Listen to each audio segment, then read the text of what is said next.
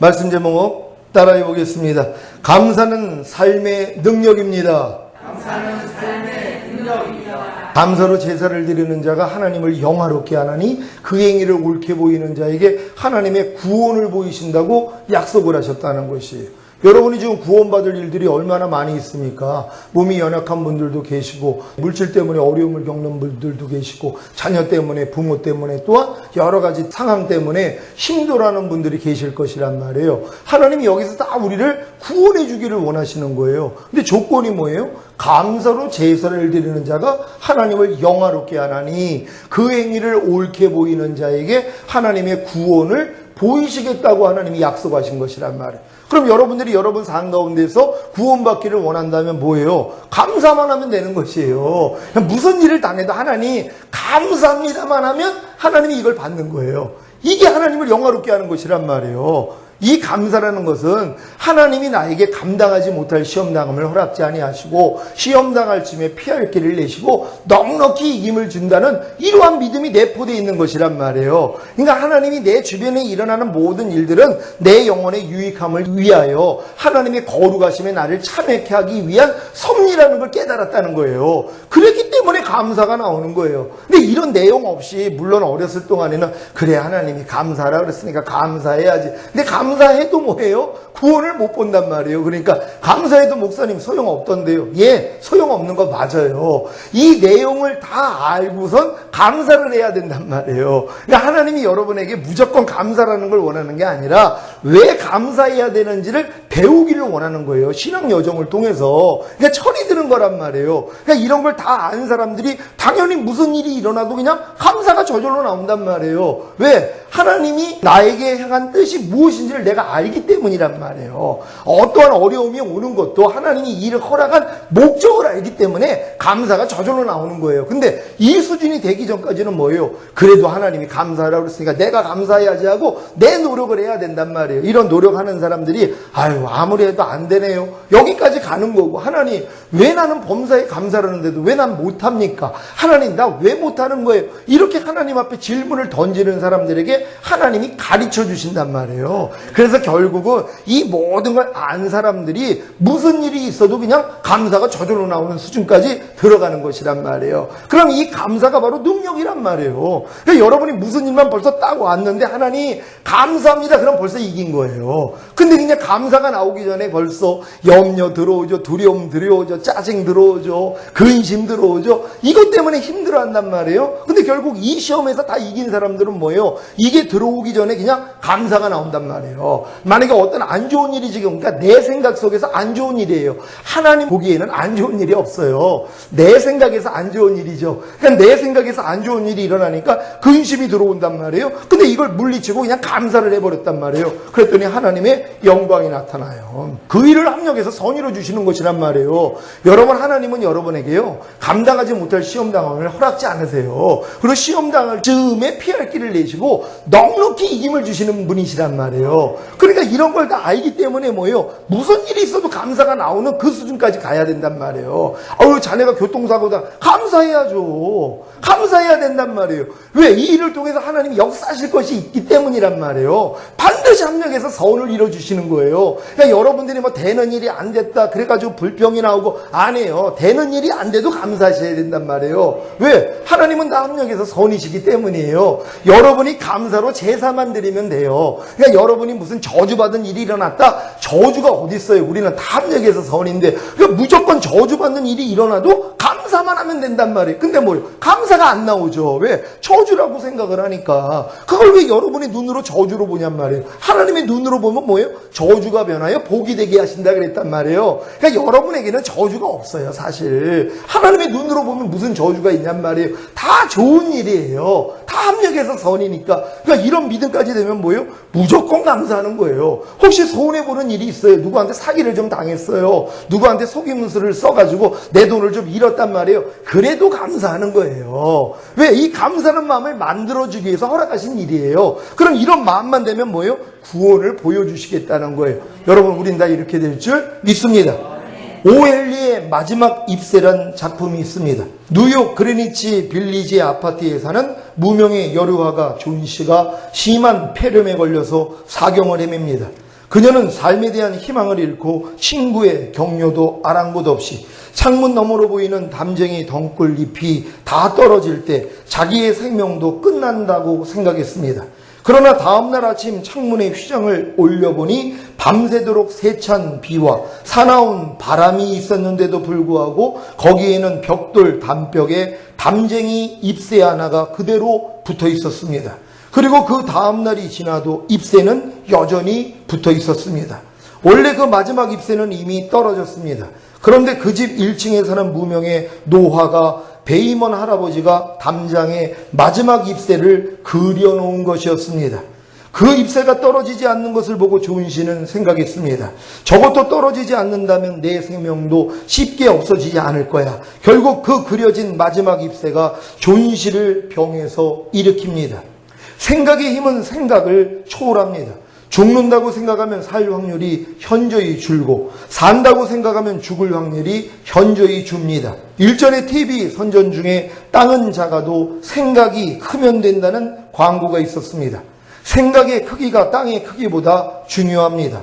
성공을 생각하면 실패할 확률이 크게 줄어들고 실패를 생각하면 성공할 확률이 크게 줄어듭니다. 그러면 우리는 어떤 생각을 해야 할까요? 본문 3절 말씀을 보십시오. 제가 읽습니다. 내가 너희를 생각할 때마다 나의 하나님께 감사하며. 아멘. 사도 바울은 빌립보 교인들에게 편지하면서 그들을 생각할 때마다 하나님께 감사한다고 고백합니다. 얼마나 아름다운 고백입니까? 살면서 이 사도의 고백을 많이 하십시오. 배우자에게 여보, 당신을 생각할 때마다 정말 하나님께 감사해요 라고 고백하고, 부모님께도 아버님, 어머님, 저는 아버님과 어머님을 생각할 때마다 정말 하나님께 감사해요 라고 말하고, 자녀들에게도 얘들아 나는 너희를 생각할 때마다 정말 하나님께 감사한단다 라고 말하십시오. 그러면 더 감사한 생각이 들고 삶이 정말 행복하게 느껴질 것입니다. 옆 사람과 한번 고백해 보겠습니다. 나는 당신을 생각할 때마다 정말 하나님께 감사합니다. 진실을, 이렇게 웃느라고 고백 못 하시는 분이 너무 행복하셔서 이렇게 권사님이 웃으시나. 나는 당신을 생각할 때마다 정말 하나님께 감사합니다. 고백만 받고 고백을 안 하는 분도 계시네요. 나는 당신을 생각할 때마다 아주 지긋지긋합니다. 이렇게 살면 안 된단 말이에요. 그러니까 그렇게 생각을 하면은 삶이 이제 불행하게 되는 거예요. 나는 당신을 생각할 때마다 하나님께 너무 감사해요. 이 고백을 매일 하시기를 바랍니다. 여러분 다 이렇게 사시길 바랍니다. 저도 우리 성도님들을 생각할 때마다 정말 하나님께 감사합니다. 사실 제가 이렇게 행복하게 목회하는 것은 우리 교회 성도님들의 사랑과 기도 때문입니다. 사람들은 대개 받은 상처는 오래 마음에 담지만 받은 은혜는 금방 잊어버립니다. 그러나 성도는 상처와 원한은 금방 잊되 은혜는 오래 기억해야 합니다. 항상 생각의 방향을 잘 잡으십시오. 잘못된 방향으로 생각하면 감사한 일은 없고 원망한 일만 생깁니다. 원망이 많은 것은 환경이나 성품이 나쁜 것보다 생각의 방향을 잘못 잡았기 때문에 생기는 경우가 많습니다. 생각을 감사하는 방향으로 조금만 바꾸면 어떤 상황에서도 감사할 수 있습니다.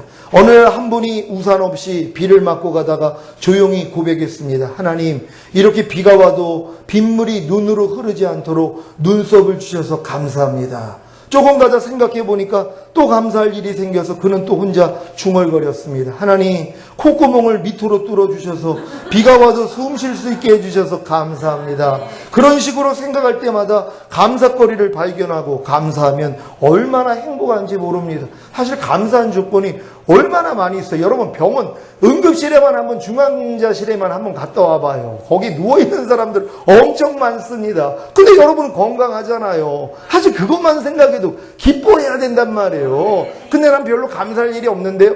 여러분이 찾아보면 되잖아요. 그러니까 여러분 항상 감사거리를 찾을 수 있는 여러분 되시기를 바랍니다. 삶에는 밝은 부분도 있고 어두운 부분도 있습니다. 그때 밝은 부분을 보기로 작정하면 감사를 선택할 수도 있고 어두운 부분을 보기로 작정하면 불평을 선택할 수도 있습니다. 그런 의미에서 감사는 선택입니다. 왜 삶이 피곤하고 힘들게 느껴집니까? 감사를 잃어버리고 서로 시기하고 원망하기 때문입니다. 원망은 눈앞에 다가온 축복을 버리는 것입니다. 결국 감사는 축복을 예비하는 최고의 길이고 원망은 망하는 최고의 길입니다. 하나님은 불행의 원인을 남에게 돌리며 원망하는 사람을 결코 축복하지 않습니다. 왜냐하면 남을 원망하는 사람은 틀림없이 하나님도 원망하기 때문입니다. 반면에 선하게 살겠다고 다짐하고 원망할 것이 있어도 그 속에서 감사하는 사람은 반드시 하나님이 축복해 주십니다. 가장 훌륭한 성도는 누구일까요? 기도하고 헌신하는 사람도 훌륭한 성도이지만 무엇보다 감사하는 사람입니다. 사람들은 흔히 철이 들어야 한다고 말하는데 철들은 기준이 무엇입니까? 바로 감사입니다. 구원의 기준은 십자가의 복음이지만 철이 드는 기준은 감사하는 태도입니다. 그처럼 범사에 감사하는 태도를 가지려면 무엇이 필요합니까? 첫째로 겸손해야 됩니다. 그러니까 겸손하지 않으니까 감사가 안 나오는 거예요. 진짜 보면은 부족함이 없는 사람이에요. 잘 먹고 잘 살고 그냥 자녀들 형통하고 그냥 행복조건만 있어요. 근데 그냥 노상불평을 하고 있단 말이에요. 더 다른 만족을 위해서 불평을 한단 말이에요. 그러니까 여러분들이 삶 가운데서 작은 일 때문에 불평할 것이 아니라 여러분이 작은 일을 통해서도 감사할 수 있는 훈련받는 여러분 되시기를 바랍니다. 이런 사람들이 뭐예요? 겸손한 사람이란 말이에요. 그러니까 마음이 교만한 사람들은 그래서 감사가 안 나오는 거예요. 항상 부족함을 찾아내요. 이렇게 산다고 생각해 보세요. 얼마나 삶이 피곤하냔 말이에요. 그러니까 감사거리가 없는 거란 말이에요. 왜요? 마음이 높아져서 그런 거예요. 겸손한 사람은 작은 일에도 감사하게 된다는 걸 믿으시기를 바랍니다. 범사에 감사하는 사람에게 나타나는 한 가지 특징은 겸손입니다. 우리는 원래 죽을 수밖에 없는 죄인이었습니다. 그런데 하나님의 자녀가 되었습니다. 그처럼 나는 원래 사형수였는데 지금 이렇게 잘 살고 있다고 생각하면 어떤 것도 은혜가 아닌 것이 없습니다. 고난조차 은혜입니다. 최고의 자녀 교육도 바로 겸손이 있습니다. 어떤 엄마는 아이들에게 말합니다. 얘들아, 엄마가 이제까지 가장 성공한 일은 바로 너희 아빠를 만난 거야. 그런 가정에 어떻게 불행이 찾아옵니까? 반면에 어떤 엄마는 날마다 이런 식으로 말합니다. 얘들아, 너희는 결혼 잘해야 돼. 앞으로 너희 아빠 같은 사람 만들면 절대로 안 된다. 그러면 어떻게 그 가정이 행복한 가정이 됩니까? 자기를 낮추고 상대가 고마운 줄 알아야 범사에 감사할 수 있는 것입니다. 여러분, 이렇게 감사가 하면은 내 아내가 좀 부족하고 내 남편이 부족해도 자녀 앞에서 뭐예요? 감사한단 말이에요. 그래 이제 자녀가 부모님을 존경할 거 아니에요. 근데 옆에서 뭐예요? 남편 없는 데서 아내 없는 데서 흉을 본단 말이에요. 야, 니네 엄마 같은 사람 만약에 다시 태어나면 결혼한다면 저런 여자하고 결혼 안 해. 이런 얘기를 애들이 듣는다고 생각해 보세요. 엄마 무시합니다. 애들이요. 그리고 똑같은 사람이 되는 거란 말이에요. 그러니까 우리가 살면서 이럴 때가 얼마나 많이 있었냔 말이에요. 그러니까 여러분들은 무조건 겸손한 마음으로 감사할 수 있는 여러분 되시기를 바랍니다. 둘째로 범사에 감사하는 태도를 가지려면 헌신해야 합니다. 감사하는 마음은 대개 헌신으로 나타납니다. 사도 바울이 왜 생각할 때마다 빌립보 교인들에게 감사했습니까? 그들이 바울의 선교 사역에 최선을 다해 헌신하고 후원했기 때문입니다. 그들은 수시로 바울에게 성경금을 보냈고 바울이 로마 감옥에 갇혔을 때는 헌금과 동시에 에바브로 디도 집사를 보내 옥중 수발을 들게 했습니다. 그들은 말과 기도로만 헌신하지 않고 자기 것을 들여 헌신했습니다. 그러니 어떻게 그 헌신을 잊겠습니까? 헌신은 사람의 마음도 움직이고 하나님의 마음도 움직입니다. 이제 여러분이 받는 삶이 아니라 드리는 삶에 여러분의 신앙생활에 틀을 잡으시기를 바랍니다. 어떤 분이 이번에 하나님 앞에 성전 이전헌금으로 100만 원을 드렸어요. 여유가 있는 분이 아니에요. 근데 그 100만 원을 드리면서 거기다가 쓴 그 내용을 보고 제가 이 마음이 울컥해가지고요. 자기의 지체를 전부 하나님께 드린다고 그러면서 이제 한 거예요. 병원에서 온전히 이제 고칠 수 없다는 이런 판정을 받은 거예요. 얼마나 이게 낙심되겠어요. 하나님 앞에 몸 온전하게 해달라고 기도를 하고 하나님 앞에 그렇게 매달렸는데 병원에서 그 판정을 받은 거예요. 그러니까 평생 이제 못 고친다. 이렇게 판정을 받은 거예요. 근데 이 얘기를 듣고 도리어 이제 모든 걸 내려놓고 하나님, 내가 그냥 이 지체를 하나님께 바칩니다. 하고 그거를 드렸어요. 자기 병원비 하는데도 부족할 텐데 그걸 하나님 앞에 그 마음을 가지고 그걸 제가 보는데 진짜 마음에서 감동이 나오더라고요. 하나님, 이분 반드시 하나님 고쳐주세요. 이 기도가 저절로 나오더라고요. 하나님이 의학계에서는 포기했지만 하나님 앞에서는 포기가 어디 있습니까? 하나님 죽은 사람들 살리시는데 하나님 이제 이 마음 받으셨잖아요. 이 지체를 드린다고 이 예물과 함께 하나님 드렸잖아요. 하나님 그랬다면 이 지체 고쳐주십시오. 나 기도하겠습니다. 그래서 제가 기도하는 거예요. 하나님 끝까지 책임져 주세요. 나도 기도하겠습니다. 날 때까지 기도하겠습니다. 이 마음을 하나님이 주신 거예요. 얼마나 기쁘냔 이런 헌신하는 마음을 하나님이요 기뻐 받으시는 것이란 말이에요. 그러니까 여러분의 감사가 헌신으로 나타난다는 걸 믿는 여러분 되시기를 바랍니다. 사도행전 20장 35절 제가 읽습니다. 범사에 너에게 모본을 보였느니 곧 이같이 수고하여 약한 사람들을 돕고 또 주 예수의 친히 말씀하신 바 주는 것이 받는 것보다 복이 있다 하심을 기억하여야 할지니라. 아멘. 주 예수의 친히 말씀하신 바 주는 것이 받는 것보다 복이 있다는 말씀을 믿습니까? 주는 삶, 베풀고 나누는 헌신의 삶은 남에게도 유익이 되지만 무엇보다도 자신에게 유익이 됩니다. 어떤 유익이 있습니까? 헌신하면 무엇보다 믿음이 커집니다. 능력은 사용해야 커지듯이 믿음도 헌신의 모음을 해야 커집니다. 헌신이 없으면 점점 무력해지지만 헌신의 모음을 하면 점점 능력 있게 됩니다. 헌신은 결코 손해가 아닙니다. 시간이 지나면 엄청난 축복의 열매로 돌아오게 되는 것입니다. 특히 어려울 때는 더욱 헌신하려고 하십시오. 어려울 때는 본능적으로 불평이 생기기 쉽습니다. 그래서 충성하던 일도 하기 싫을 때가 있습니다. 그때 서로 격려하며 도와주며 헌신하면 얼마나 힘이 되는지 모릅니다. 교회에서도 서로 헌신하며 감사할 때 교회의 분위기도 좋아지고 교인도 행복해집니다. 셋째로 범사에 감사하는 태도를 가지려면 꾸준해야 합니다. 본문 5절 말씀 제가 읽습니다. 첫날부터 이제까지 복음에서 너희가 교제함을 인함이라. 아멘. 빌립보 교인들은 사랑과 헌신만 있었던 것이 아니라 그 사랑과 헌신이 꾸준했습니다.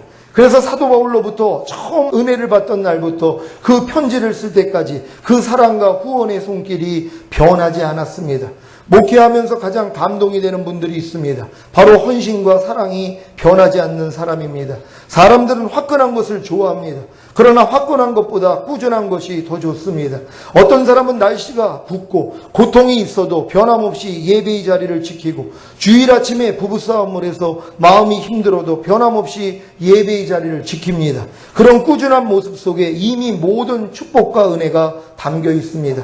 에스겔서 46장 9절 말씀에 보면 성전에 들어가는 모든 하나님의 자녀는 북문으로 들어오면 남문으로 나가고 남문으로 들어오면 북문으로 나가도록 했습니다.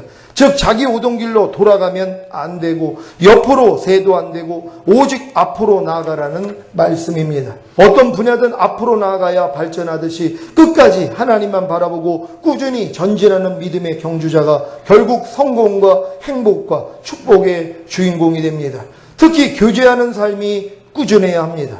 본문 5절 말씀을 보면 바울은 복음 안에서의 꾸준한 교제를 착한 일이라고 생각했습니다. 하나님은 독불 장군을 기뻐하지 않습니다. 독불 장군은 금방 지치고 낙심하게 됩니다. 엘리야도 하늘에 불까지 일으켰지만 자기 혼자라고 생각하니까 금방 낙심했습니다. 그때 하나님께서 엘리야에게 말합니다. 엘리야야, 너는 혼자가 아니다. 내가 남겨둔 7,000명이 있다. 혼자 있으면 감정 기복도 심해지고 병도 쉽게 생깁니다. 그러므로 교제를 위해서는 시간도 내고 정성도 썼고 전화도 하고 물질도 쓰십시오. 잠언 18장 1절에 이런 말씀이 있습니다. 무리에게서 스스로 나뉘는 자는 자기 소욕을 따르는 자라 온갖 참 지혜를 배쳐가느니라. 사람은 함께 교제할 줄 알아야 욕심도 이길 수 있고 지혜도 생기고 성격도 원만해지고 정도 붙습니다. 어떤 사람들은 사람들과 어울리면 상처도 많아진다고 혼자 신앙생활을 합니다. 전혀 다른 사람들과 어울리지 않습니다. 그러다가 교회를 떠나기도 합니다. 전도서 4장 12절 제가 읽습니다. 한 사람이면 패하겠거니와 두 사람이면 능히 당하나니 삼겹줄은 쉽게 끊어지지 아니하느니라. 아멘. 이런 말씀을 잘하는 사탄이 그래서 서로 어울리지 못하고 혼자 신앙생활하게 만드는 것입니다. 그러므로 때로 교인들끼리 마음에 맞지 않는 일이 생겨도 같이 있기를 힘써야 합니다. 화가 난다고 자기 마음과 안 맞는다고 한 무리에서 자기를 분리시키면 대부분 역사의 현장에서 사라져버립니다. 고린도전서 12장 14절로 27절까지 말씀입니다. 한 절 한 절 교독합니다. 제가 먼저 읽습니다. 몸은 한 지체뿐 아니요 여럿이니 만일 발이 이르되 나는 손이 아니니 몸에 붙지 아니하였다 할지라도 이로 인하여 몸에 붙지 아니한 것이 아니요 또 귀가 이르되 나는 눈이 아니니 몸에 붙지 아니하였다 할지라도 이로 인하여 몸에 붙지 아니한 것이 아니니 만일 온몸이 눈이면 듣는 곳은 어디며 온몸이 듣는 곳이면 냄새나는 곳은 어디뇨 그러나 이제 하나님이 그 원하시는 대로 지체를 각각 몸에 두셨으니 만일 다 한 지체뿐이면 몸은 어디뇨 이제 지체는 많으나 몸은 하나라.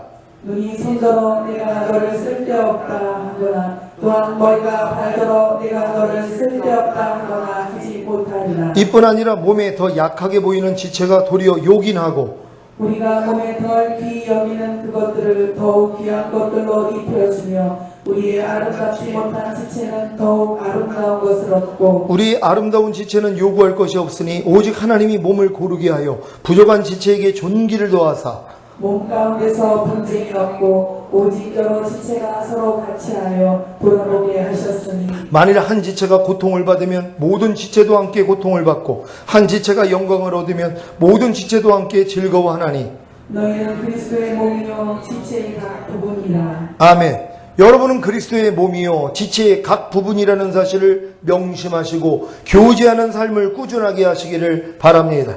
이제 여러분은 겸손과 헌신과 꾸준함으로 범사에 감사하는 태도를 가지시고 심지어 죽음과 같은 고통 중에서도 감사하겠다고 다짐하십시오. 본문 6절 말씀 제가 읽습니다. 너희 속에 착한 일을 시작하시니가 예수 그리스도의 날까지 이루실 줄 우리가 확신하노라. 아멘. 사람에게 있어서 가장 착한 삶은 범사에 감사하는 삶입니다. 그런 착한 삶을 포기하지 않을 때 중심을 보시고 축복하시는 하나님은 그런 착한 삶과 마음을 결코 외면하지 않을 것입니다. 감사하는 마음은 꽃밭과 같고 불평하는 마음은 가시밭과 같습니다. 사람의 마음은 생각에 따라 감사하는 샘이 될 수도 있고 원망하는 시궁창이 될 수도 있습니다. 헬렌 켈러는 사흘만이라도 보기를 원했습니다.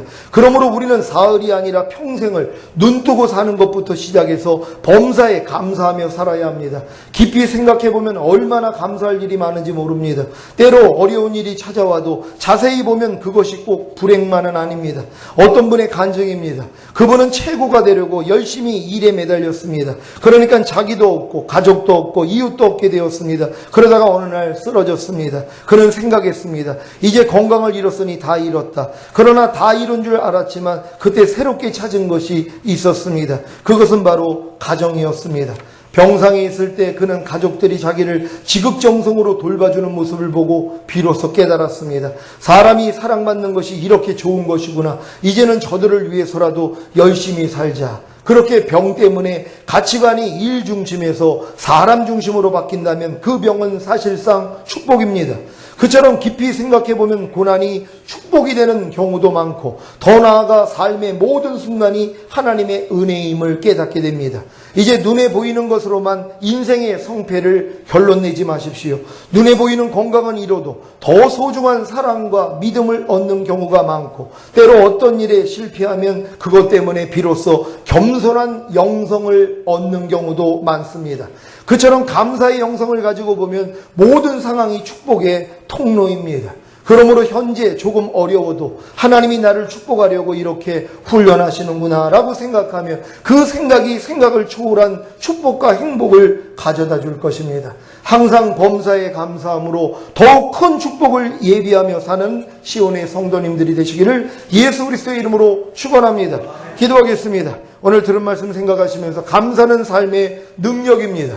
여러분이 어떤 상황과 어떤 환경과 어떤 일을 겪더라도 감사만 한다면 하나님의 능력이 여러분의 삶을 통해 나타날 것입니다. 하나님, 우리가 감사하는 삶을 통해서 우리가 이제 행복한 삶을 살기를 원합니다. 주여 한번 해주 기도합니다.